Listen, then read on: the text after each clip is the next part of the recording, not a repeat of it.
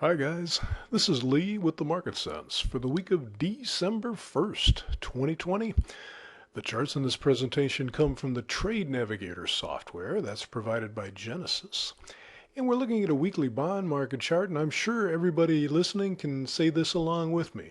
They're sideways, they've been sideways, they're going to stay sideways until further notice, and we don't have any further notice. They did, well, we were kind of hoping to see 175.24 area. It didn't get that high and they've turned back down. The question is, can they break below this 172.06 area? Isn't really critical if they do, but that's the next level of support anyway. There was a good chance actually that they were going to hold right in here around 174. That clearly didn't happen, but they could get back up and recover it. It's the same old story. I know it's tired now, but it just there's the Fed is going to maintain interest rates as low as possible for as long as possible. Hard to see how this market can fall out of bed as long as they're doing that.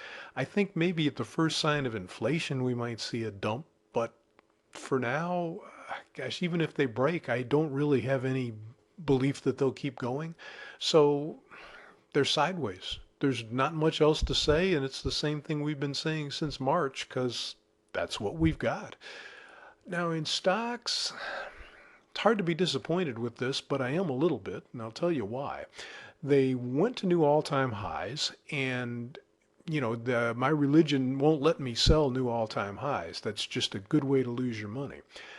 But what happened was during the day Tuesday, they were at new highs and they got news of a bipartisan plan for stimulus, and that sent them to new all-time highs again, even higher. And about 10 minutes later, Mitch McConnell said, we don't have time to deal with that. We got other stuff to do. And the market started down then, and it continued down the rest of the day. They still closed up nicely on the day, but that's a little bit of a warning sign. They're up more than 10% since the election, and they can't keep that pace up. So I would expect some form of back off, even though I have no desire to sell them here. The support this week that we were looking to drive them up is around 35.92. I think the low is 92 and a quarter, so okay, close enough. But they've also been within 2 points of their resistance here. Resistance is just below 36.80, and I think 36.77.50 is the high so far. So, from a probability standpoint, it is indeed possible that both the high and the low for the week are in already. That makes it a little difficult to want to be aggressive with anything. They certainly could move all the way back down to the 35.30 area here. It wouldn't surprise me. It wouldn't look terribly negative. There's just no way I can see to sell them to participate in that, even if they do.